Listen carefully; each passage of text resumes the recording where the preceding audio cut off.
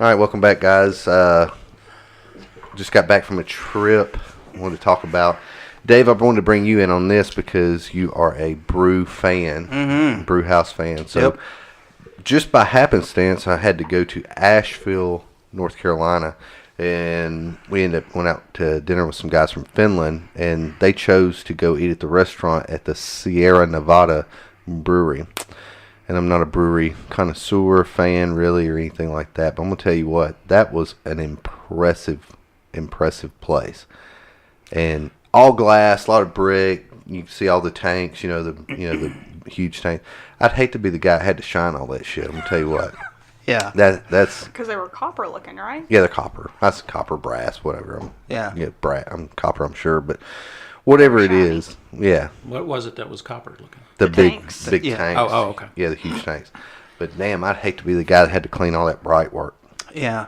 Well, as irony would have it, when you sent me that text, I was actually sitting in another brewery. So, and I know you made the comment yesterday, you go, damn, dude, you really like those. And it's just, I know it seems like I go there a lot. Every day. But no, it really is once a week. It's just you hit me at the right time. I must hit you at the exact, every time I ever fucking text, call, I'm sitting down here at such and such brewery. And I was like, okay. And then it's the next thing I call and say, I'm sitting down here at such and such brewery. I'm like, well, fuck, man. No wonder everybody knows you by name. Yeah. Well, I take the dog out to stretch his legs, and that's a good place because he's so well behaved. He doesn't require a leash, right? And so he just hangs out right there, and everybody knows him and appreciates him. But it's a good environment. That's what I like about breweries is everybody's so laid back. It's just and they are cool. The ambiance, I'm all about that, as you saw there. Yeah, oh man, it was amazing.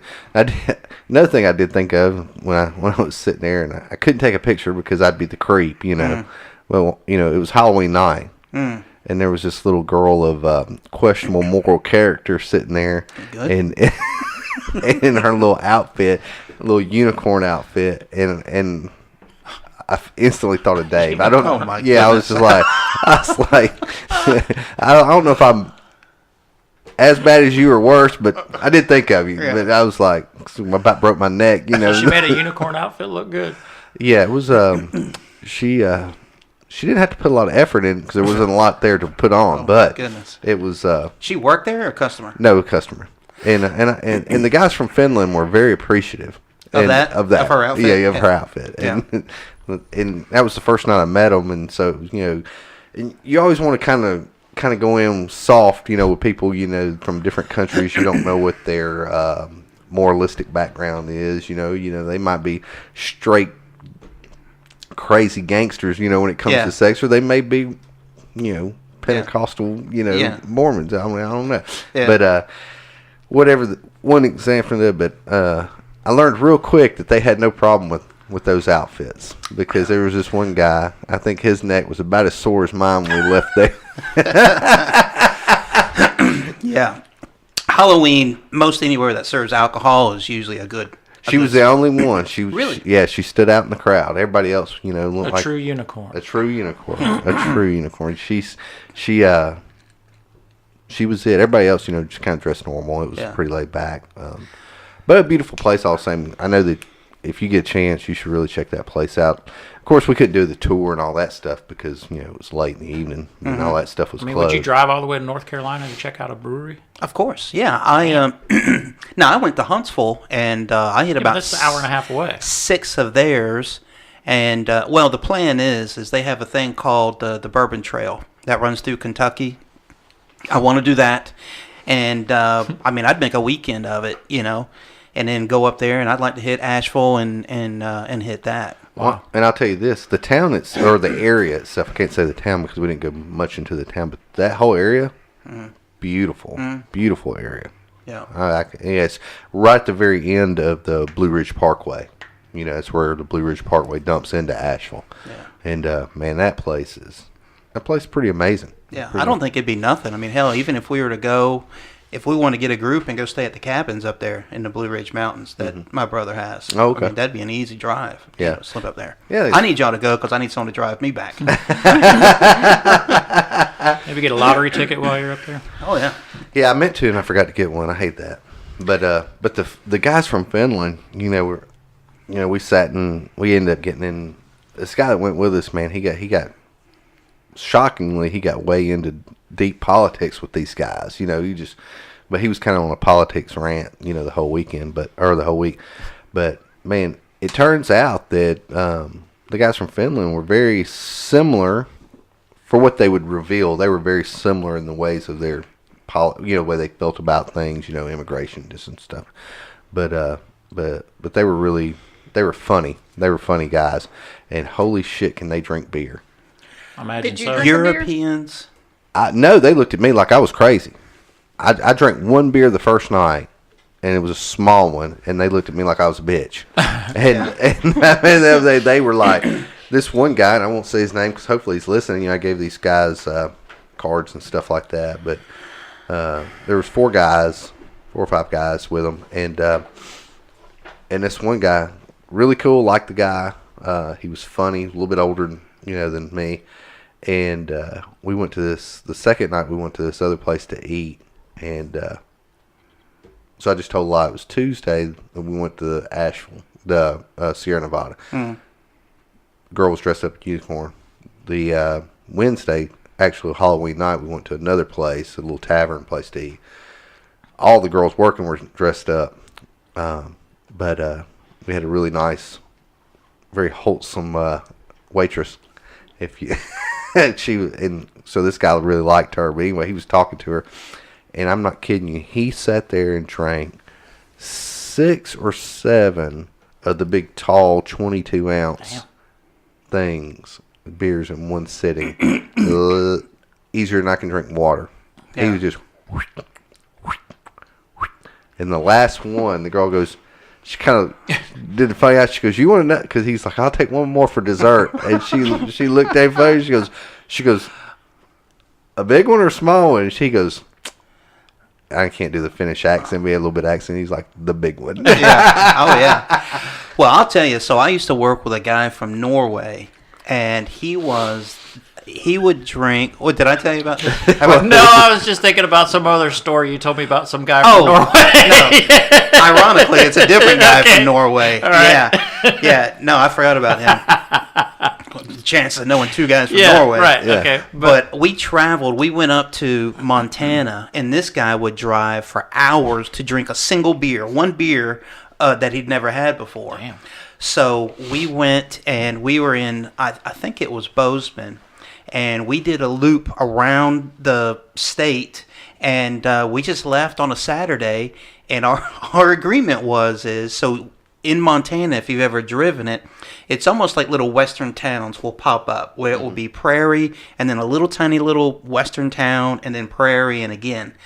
And we had no direction, but our agreement was every little town we hit, we'll stop and drink one beer that we've never had.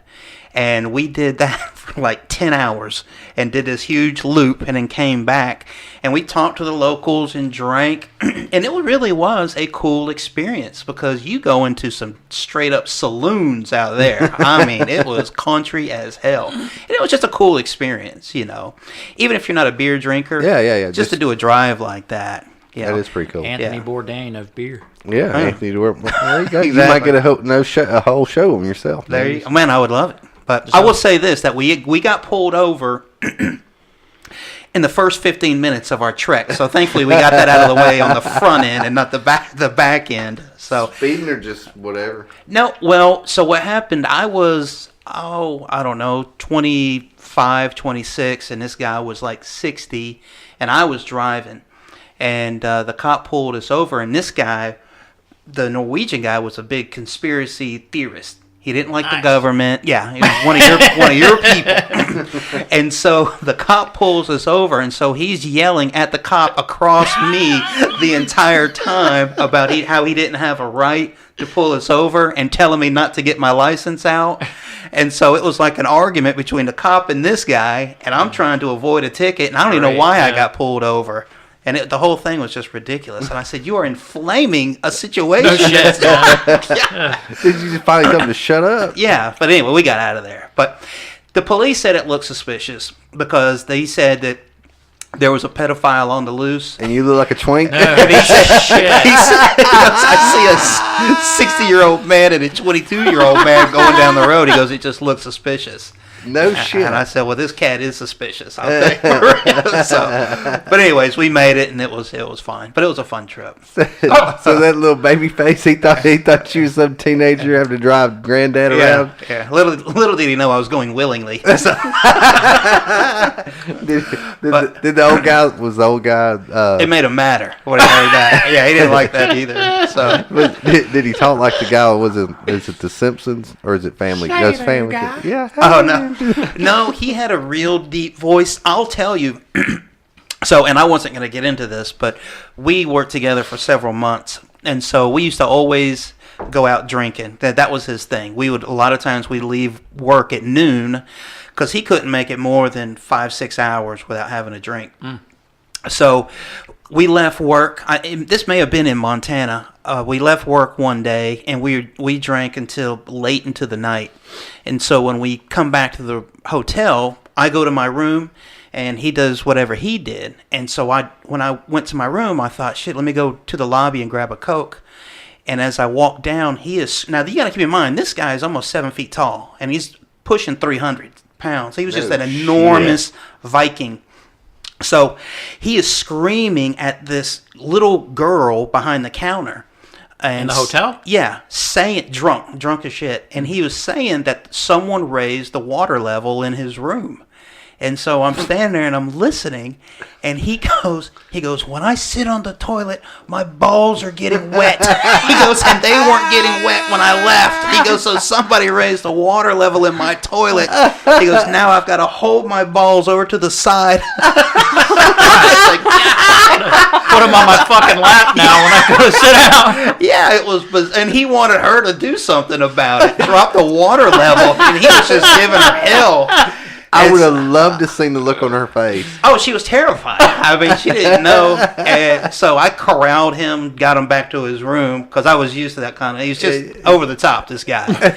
Again, another government conspiracy there to moisten his balls. But that was the kind of stuff that guy... It was just nonstop with that guy. That's pretty damn funny. Yeah. But, to go back when you said that girl with the unicorn, you thought of me. Yeah. It reminded me. Well, I'm just laughing because there's no telling where you're going to go with this. Well, here's the thing.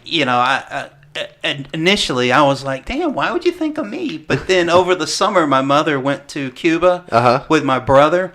And my brother sends me a text of the customs agents over in Cuba. And the customs agents over there are these Cuban women, big-titted. They wear these tight, like, leather pants. I mean, sexy as hell. Yeah. And my brother took a picture, of two or three of them from behind, of these nice Spanish asses, and texted it to me from Cuba. Yeah. And he goes, hey, Mom wanted me to send you this. And I go, so when they got home, I go, what was that about?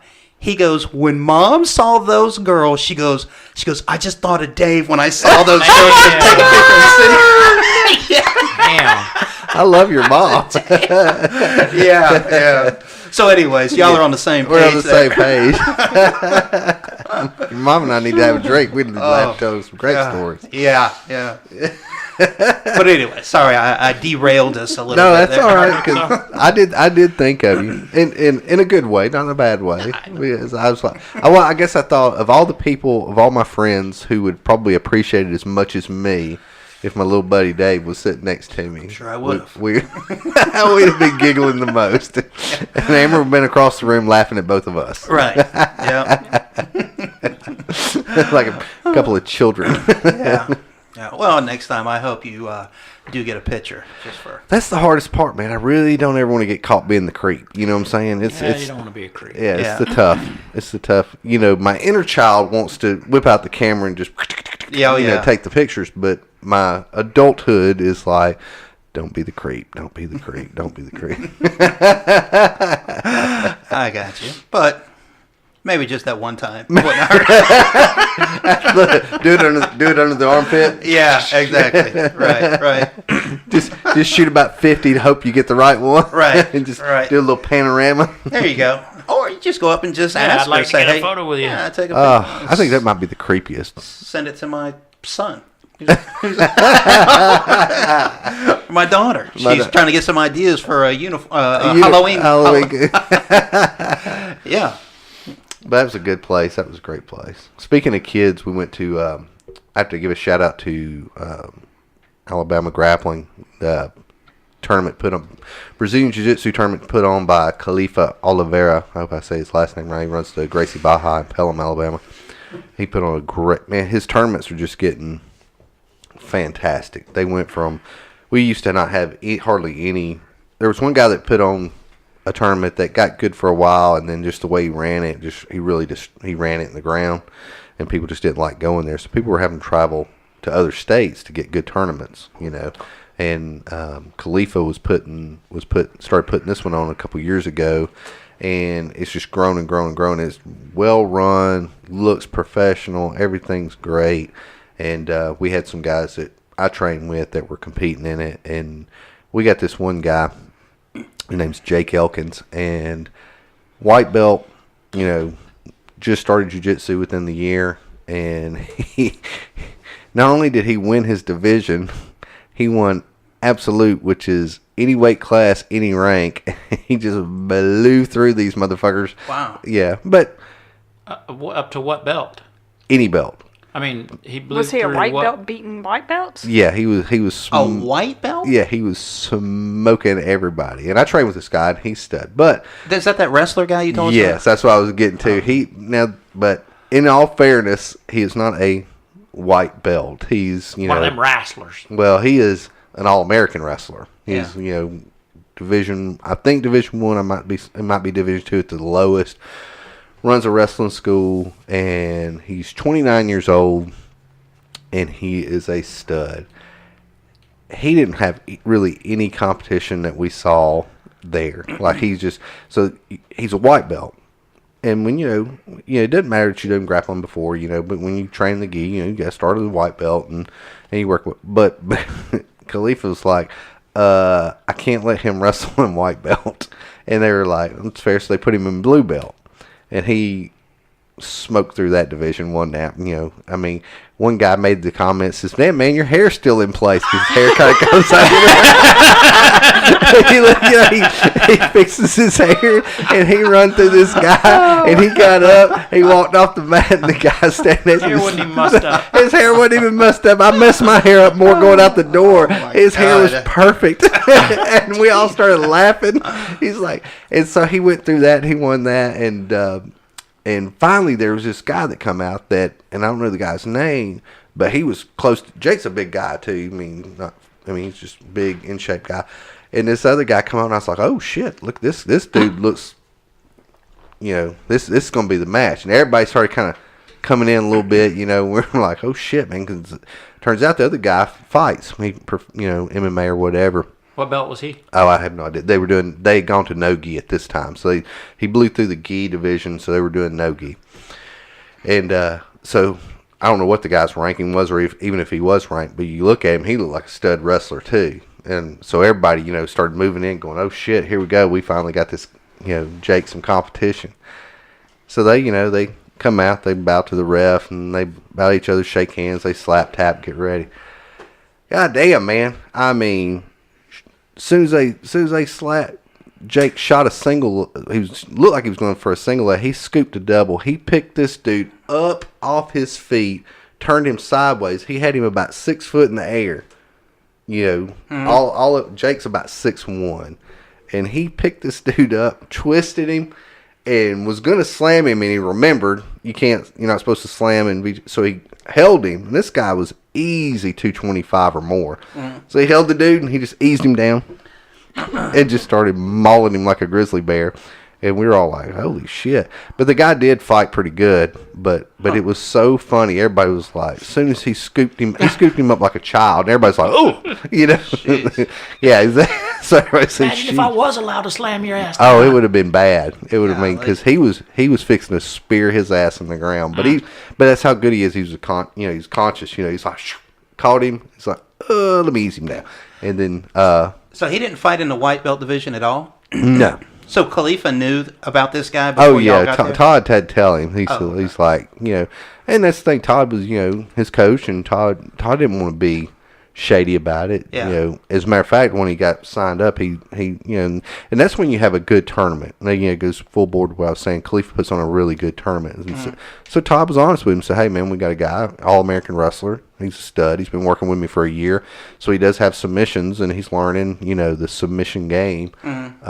But he's got a white belt, but he's not a white belt. And so Khalifa's like, well, I can put him in blue belt, even though that may not be fair, and it really wasn't. I mean, he destroyed that. But he got to open absolute. And so you got open, which is any weight in your division. Then you got open absolute, which is any weight, any belt. So you can be a white belt and you can be a black belt. Anybody's in there. And damn, he run through them all. Really? And he actually beat this one guy who, really, really good guy. He's a brown belt. And he almost put him to sleep with a head and arm triangle. And, dude was going out and finally tapped, but he was a nanosecond away from snoring on the mat. Wow. Just run through. I was like, God Well, nobody knew Brock Lesnar was coming to the damn match. Oh, I mean, that's about what it was. But, and I was telling Amber earlier, you know who impressed me the most out there? The women. They were vicious, man. I was sitting there watching them, and these girls, they were. And I made the joke to Amber. I said they were one misslap away from full-on fist fight. Oh, really? They were intense, man. They looked like they were fighting over a man, or maybe a girlfriend. I don't know, whatever your flavor is. But these girls were getting after it in the no-gi. I didn't watch too much of them in the gi, but the no-gi thing, man, they were. I was sitting there going, Jesus Christ, they were mauling each other. Hair just flopping around. They were just they looked pissed off when they were going after it. Wow. They were way more intense than the guys were. How many people you say were in that tournament? It was big? Oh, it was huge. Like a Naga type thing? Oh yeah, that level or better. It was really good. It was good. They had five rings. 4 they were using mainly, but they had another one off to the side, like when they were overstacked and they had to do stuff. But on the light end, 150 competitors. Oh, really? On the light end, it had to be more than that, maybe even double that. But there was a shit ton of people there. Yeah. Huh. We were there from 10:45 in the morning till about 6 o'clock at night when they finished up. That's a full day, man. That was a full day. So that's why I was so tired last night when we were over watching the football game. I was just kind of like... Yeah. But while we were there, the testosterone's so thick. I mean, you can just smell. I mean, it's just thick, right? Even me, my hands are all sweaty. I was thinking, damn, I should have competed, but my neck's been messed up. So my son, Gavin, was there. So he's at that age, he sat there the whole time, and towards the very, we were at the very end. He was just getting antsy, right? And it's thinning out because it's, all the people that compete in the morning, they're gone and whatnot. And we're standing there, and his little testosterone's peaking. He starts fucking with me, hand fighting with me a little bit. And I'm just, just nudging the old man, all this shit. And we're not on the mats. We're standing behind the mats, because we had coaching bands on, so we could be down on the floor. Mm-hmm. And so me and a couple of the guys I trained with and, some coaches and stuff were standing there. So I guess the testosterone was too much for Gavin. So he decided he was going to fuck with me a little bit there in front of everybody. I don't know what got into him other than testosterone. So he started fucking with me, hand fighting with me a little bit. And I was like, okay. And I was just hand fighting with him, a little nudge him, a little here and there. Well, I made the mistake. I leaned over a little bit and I was going to bump him with my my shoulder, excuse me. Just kind of give him a little body chunk. Mm. Well, he took that as, okay. And so when I went, he shot and got me in a guillotine. Quick and tight. Like, was trying to set it in. Yeah. And I was like, whoa. Because it was tight. I was like, oh. He was behind you? No, guillotine front. He was face. He had me a guillotine shot. Yeah. my neck twinged a little bit, and I was like, oh. So I had my glasses on and everything, and I could see Todd's feet, one of my instructors. So I just reached over, I slipped my glasses off, and I just stuck them out towards Todd, and I felt him take them.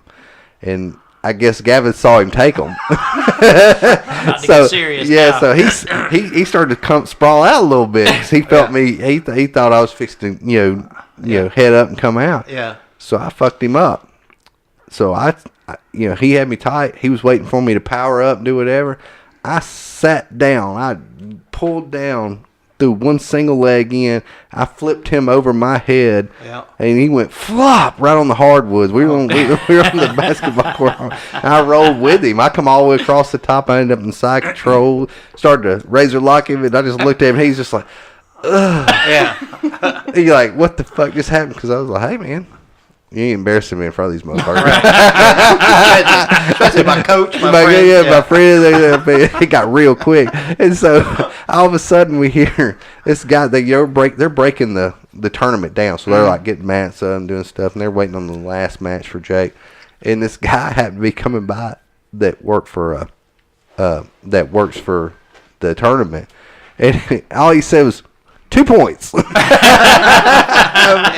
reversal. Yeah. He's like pushing this big cart. He goes, 2 points. You should have just went ahead and took him on the mat and been done with it. Oh, it was fun. Well, when I slammed his ass on that hardwoods, he was done. He got the point. And what was funny, everybody busted out laughing. And Todd goes, oh, father-son match over here on the side, And so I get up and I'm laughing, and because I was like, yeah.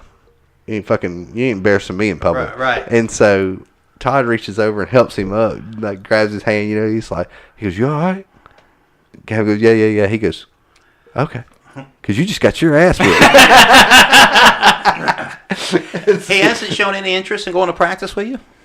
No, here recently he's gotten more interest in wrestling, because he's got some buddies that are wrestling and stuff. And and he made the comment, he was watching some of the guys his age go, and he was like, man, I should have signed up. I was like, hey, whatever. So I think it's coming full circle. He's starting to get that testosterone thing going on. He's at that age, and you might could put him up with that. What's his name, Jake? Yeah, Jake talked to him. Yeah, and as long as it doesn't take away from his sports that he's. No, it would. It actually would just help him. It would just make him like football. It'd make him even stronger. Farmer strength. Being used to locking up with somebody. And it's like everything else. You can't force them to do anything. Right. You just have to see what they want. But I think he's back full run of, because he has friends that wrestle now. Now he's interested in wrestling. He's been going to wrestling practice, and he's been doing good apparently. So anytime a kid does good in something, it gets their little. Get your little chest pumped. Okay. Don't say it. Jesus. You're the only one that brought it up. But it gets their little chest, pumping. Yeah. Blown out, puffed out, and they think they're tough. What is he, in high school now or no? No, middle school. Sounds like he's in high school. We were down working on my bike and I hear, Daddy. I was like, oh, shit. When did his voice get so deep? Yeah. I came in a few weeks ago. He walked in. I go, hey, man, how's the wife and kids? Yeah. Dude. Yeah. He's getting strong, though. I'm going to have to beat the fuck out of him before too long. Just to put him in check. Just to remind him before I get too old. Yeah, before you can't do it anymore. Yeah. Probably it's about 21. I might not be able to. Yeah. Because I'll be way too old by then. I'll be like, fuck. Yeah. Well, it was a couple of weeks ago. He was in here wrestling with you. Oh. And then you walked in on him telling all of his friends that he... muscle. He goes, oh, muscle my dad. But he out techniqued me, and I was like, motherfucker. You can tell whatever you want to, but out technique me. Yeah, got me. Yeah, when you're sleeping, that's all. Yeah, exactly. Oh man, but that was a good day. Yeah. Well, but. I'm glad y'all made it to the game last night, though. We're over at Tim's, who is absent today, but he'll be back hopefully next week. We'll see. Yeah, he might be back. Yeah. Yeah. He's got a lot going on. Yeah. And then Amber has got some work coming up with some podcasts with a lady that she's going to post up this week too. Mm-hmm. If we're lucky. If you're lucky. If we're lucky. And if we're lucky, we got possibly a celebrity phoning in here in about a month that I'm not going to kick out the name yet. Yeah, you don't want to jinx it. Yeah, don't want to jinx it, and just in case they don't, then they'll be like liars. Yeah. Exactly. But we got some good people calling in. We also want people, if anybody's listening, they got comments, please leave comments, and if there's anything that you guys want to hear about or talk about, we're open to that too. And we're probably going to set up a phone line or whatever so people can call in, and if they want to give a message verbally, whatnot, we can do that too. I hate you guys. Yeah. And we can address any comments that y'all leave on the YouTube or iTunes or whatever. Absolutely. So, yeah. All right, guys, we're going to let Dave get out of here. He's got to run, but we're going to try to do a part 2 with me, Amber, and Joe. Stay tuned.